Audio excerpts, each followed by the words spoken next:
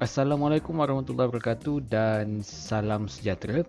Baiklah, kali ini saya tak nak tunjuk tutorial, tapi saya nak tunjukkan cara saya buat kursus menggunakan platform WhatsApp. Okey, jadi benda ni kita juga boleh aplikasikan di dalam kelas yang sebenar. Jadi kursus ni adalah berkaitan dengan CDOS ataupun lebih spesifik kursus mengenai Big Blue Button, satu software ataupun satu aplikasi web conferencing yang ada dalam CDOS. Bagi orang yang di luar sistem politeknik, saya nak bagi tahu bahawa CDOS ni adalah Learning Management System yang digunakan di dalam Politeknik Malaysia. Dan kita akan tengok dalam video ni cara bagaimana saya mengendalikan kursus tu menggunakan WhatsApp. Okey, jom kita tengok.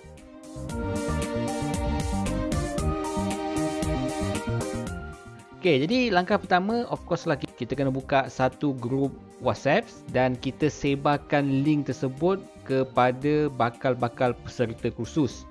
Baik, jadi kursus ni diadakan pada, kalau tak silap saya, 10 hari bulan 6. Tapi pada 6 hari bulan 3 ni, 3 hari bulan 6, saya dah mula buat dia punya grup WhatsApp. Jadi ni langkah pertama, kita kena buat satu grup WhatsApp khusus untuk kursus ataupun untuk sesuatu kelas kita. Jadi kemudian link untuk masuk dalam WhatsApp ni saya sebarkan di dalam komuniti pesyarah dalam Politeknik yang saya sedang berkhidmat sekarang ni lah. Jadi diorang pun mula masuk. Diorang mula masuk. Okey, masuk. Ramailah masuk.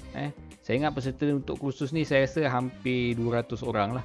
Jadi pada 10 hari bulan 6 kursus tersebut berlangsung pada pukul 10 pagi tepat. Jadi saya bagi tahu dalam hebahan sebelum ni.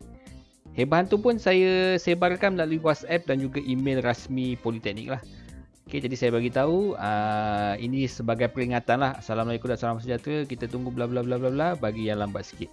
Maknanya kita start sepatutnya pada pukul 10.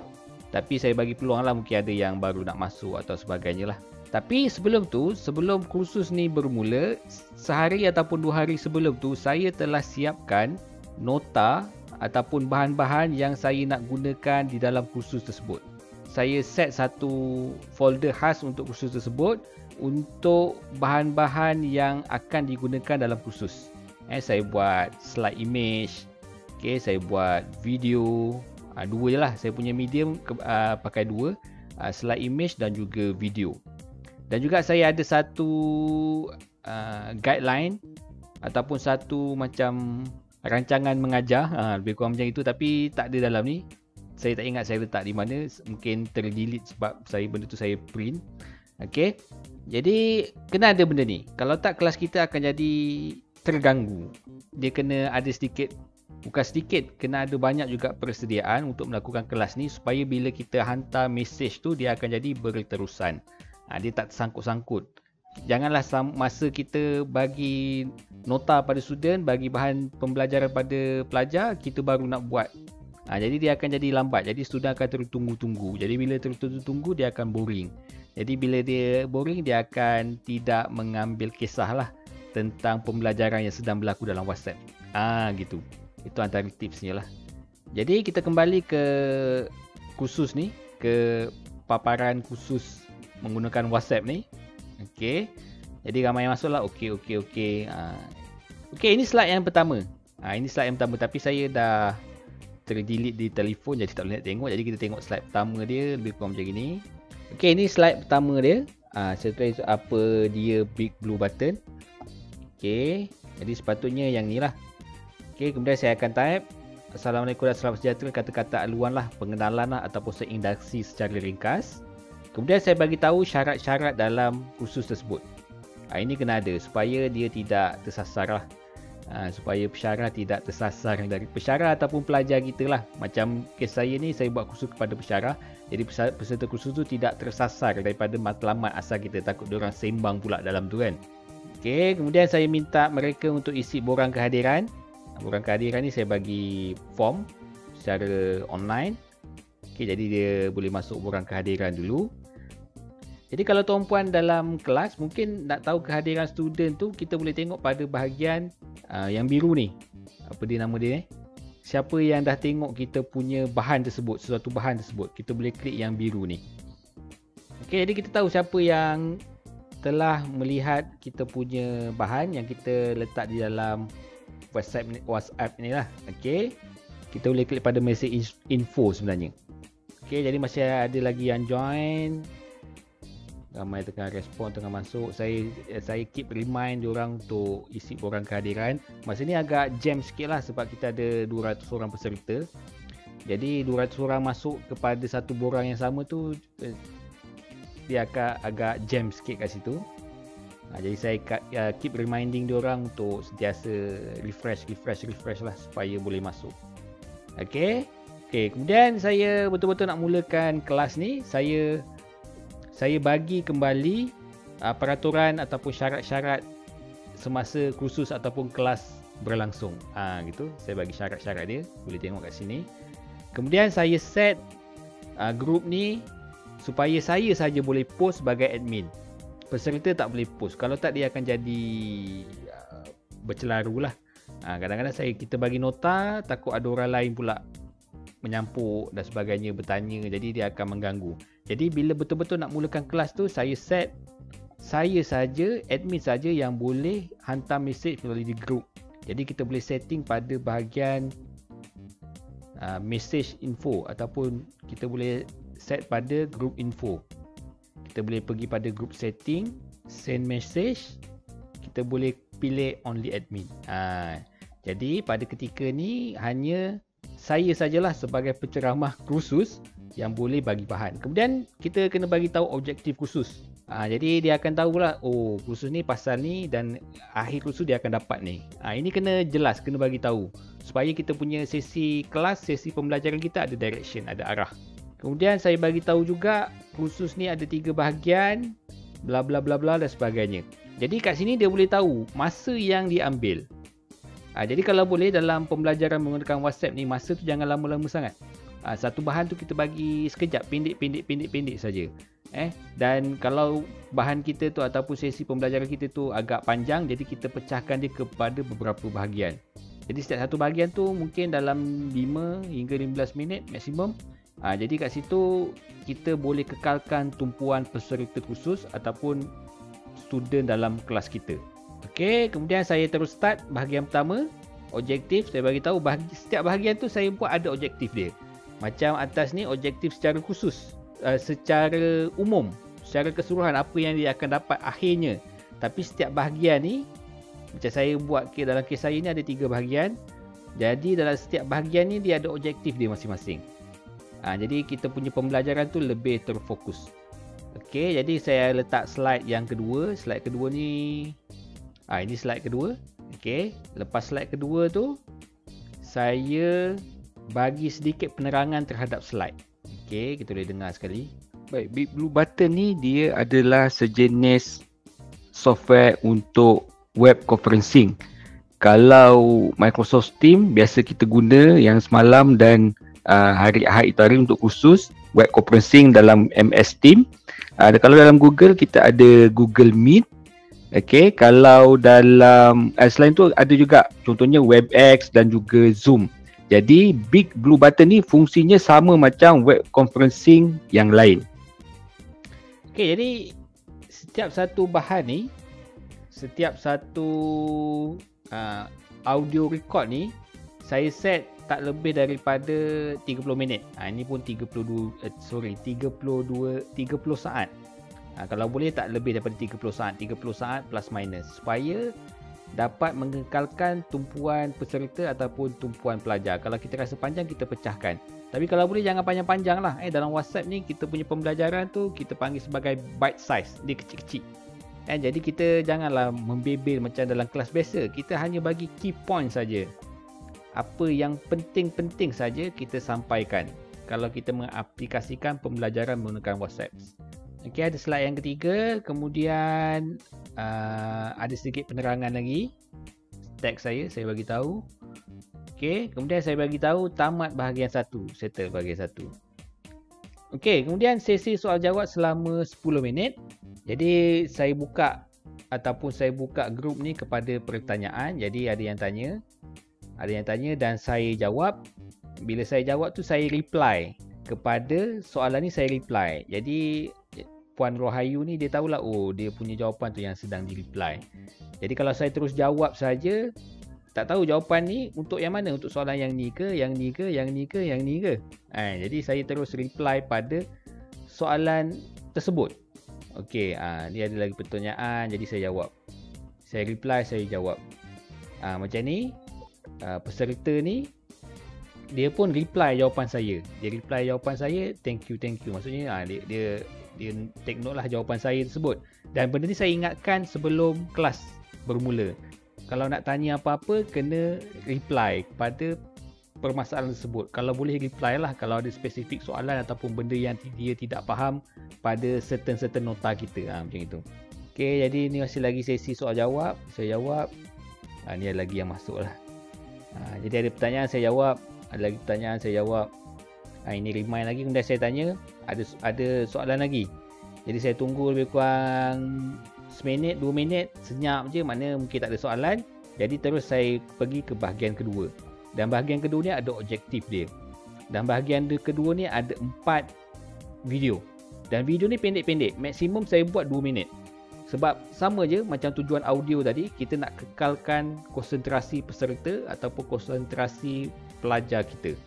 Okay, jadi sambil dia tengok video ni, dia boleh try lah pada komputer dia.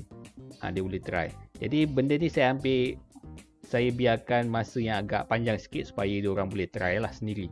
Okay, saya bagi, bukan 4, 5. Ada 5 video. Ni pun saya tulis, maaf bukan 4, ada 5. Jadi saya minta diorang try dalam platform CDOS ataupun LMS CDOS tu untuk diorang try buat. Diorang try buat. Okey, sementara itu saya remind lagi untuk isi borang kehadiran.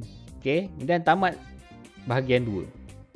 Daripada nota saya yang pertama ni, yang terakhir ni, saya bagi tempoh 15 minit tadi. Yang ni saya bagi tempoh 15 minit. Lepas 15 minit saya bagi tahu tamat sesi soal jawab. Jadi saya anggap selepas 15 minit tu dia boleh dalam tempoh 15 minit tu peserta kursus boleh try lah secara hands on. Okey, ni ada soalan dan saya jawab. Ada soalan saya jawab. Ada soalan saya jawab. Gitu. Okey, dan kebanyakan jawapan soalan tu saya klik button reply, tapi ada juga yang tak ter klik button reply kan. Jadi mungkin alpha lah kot masa buat kursus tu. Okey, masih lagi tanya. Okey, kemudian masuk bahagian terakhir, bahagian yang ketiga.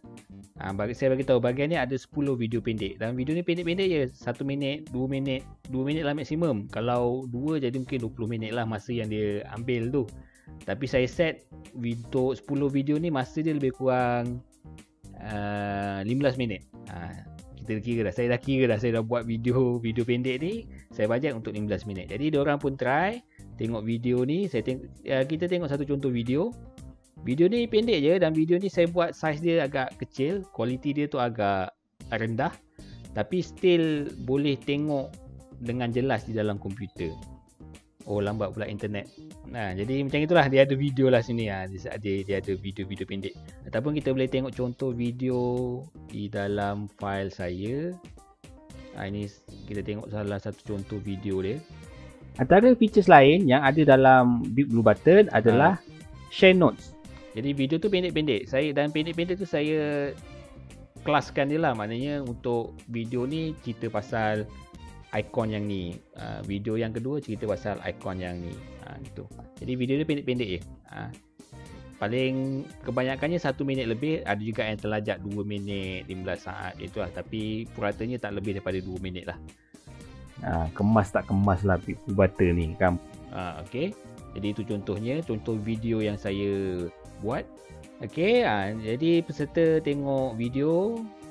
Ni saya ni kealpaan saya lah, tertinggal lagi dua konten sebenarnya. Lepas kita buat tu tertinggal 2 konten. Jadi lambat sikit saya bagi. Lag dalam 6 minit. 2 video ni lag dalam 6 minit. Okey, jadi sementara tu, tapi sebenarnya video ni panjang Video ni bukan panjang, banyak lah. Jadi banyak benda yang dia kena buat dulu. Jadi sempat lah untuk saya edit sikit 2 video yang tertinggal ni. Okey, kemudian dah habis tonton semua tu, saya bagi masa 10 minit lah untuk diorang try dan juga kalau ada apa-apa pertanyaan. Jadi saya kira tamat bahagian ketiga. Jadi setiap bahagian tu saya akan buka dan tutup ruangan komen. Jadi maknanya bila kita nak buat sesi soal jawab, saya akan buka ruangan komen. Tapi bila saya nak bagi bahan pembelajaran ataupun bahan khusus, kita akan off bahagian komen. Ni sekarang ni bahagian komen tengah on lah ni. Jadi peserta tanya dan saya pun jawab. Kadang-kadang ada juga yang saya tak boleh nak jawab, saya akan hold dululah. Saya akan beritahu saya akan jawab kemudian lah. Sebab Big Blue Button ni satu features yang baru dan benda ni dia tidaklah meluas macam Google Meet, macam Webex, macam Zoom, dia tidak meluas sangat. Jadi tutorial di luar pun agak terhad sebenarnya. Macam ni kan. Jadi saya tak tahu lagi dia punya masalah dia apa. Saya kena tengok dulu apa masalah dia. Okey, jawab, tanya jawab. Ni ada yang nak tanya. Jadi kita tunjuk soalan, tunjuk setting dia sikit lah. Okey, dia makan masa juga sesi soal jawab ni. Kalau ikutkan saya buka sesi soal jawab tu pukul 11.44 pagi. Jadi 11.59 pun masih lagi orang tanya. 12.07 minit pun masih lagi tak selesai lagi.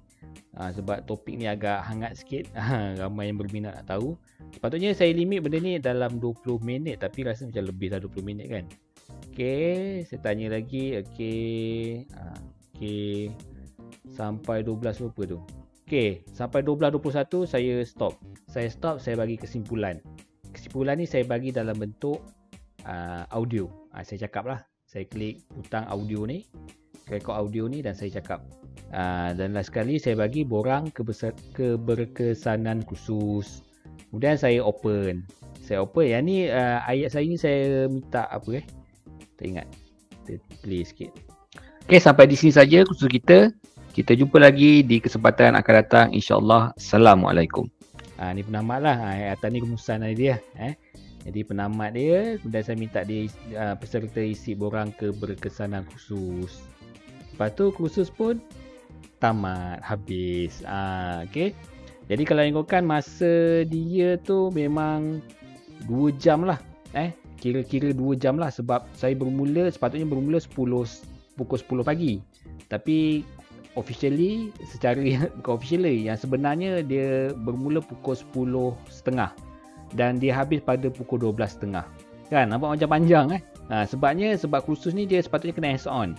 Jadi yang jadi lama tu sebab bila peserta kursus tengok bahan kursus tersebut, dia terus buat. Tengok bahan kursus tersebut, dia terus buat. Jadi kurang membosankan lah. Dia tak tertunggu-tunggu, tak baca saja macam itulah. Tapi ini sesuai untuk kursus yang ataupun untuk subjek khusus mata pelajaran yang agak hands on. Okay, kalau subjek-subjek yang agak teoretikal sikit, mungkin kena pendekkan masa dia supaya student ataupun peserta kursus dapat mengekalkan fokus dia. Ataupun kalau nak buat yang agak panjang sedikit, kursus-kursus yang berbentuk ataupun mata pelajaran yang berbentuk teori, mungkin antara bahagian tu kita boleh bagi kuis. Tapi saya tak bagilah kuis sebab saya rasa macam terbeban lah pula kan. Peserta kursus dah buat hands on dalam komputer masing-masing, kemudian kena jawab kuis pula. Jadi takut minda dia tu terbeban. Jadi saya buat hanya hands on saja. Tapi kalau kursus-kursus yang melibatkan teori sahaja tanpa hands on menggunakan komputer, contohnya macam kursus ni, saya cadangkan untuk setiap bahagian yang kita buat tu ada kuis. Jadi dia dapat mengekalkan konsentrasi peserta dan juga pelajar. Baiklah, sampai di sini saja perkongsian saya mengenai kursus yang saya jalankan menggunakan WhatsApp. Dan perkara ni, kaedah ni boleh diaplikasikan dalam pembelajaran dalam suasana norma baru ni. Okey, jadi itu saja untuk video kali ini. Sampai jumpa lagi. Jangan lupa untuk subscribe dan tonton video-video yang lain dalam Pandai Sidos. Kalau ada video-video yang dirasakan bermanfaat, boleh share kepada kawan-kawan yang lain, kepada kenalan-kenalan supaya lebih ramai lagi mendapat manfaat daripada video-video yang dihasilkan. Baiklah, sampai jumpa lagi. Saya Nizam Sani dan anda sedang menonton video Pandai Sidos. Jumpa lagi. Assalamualaikum.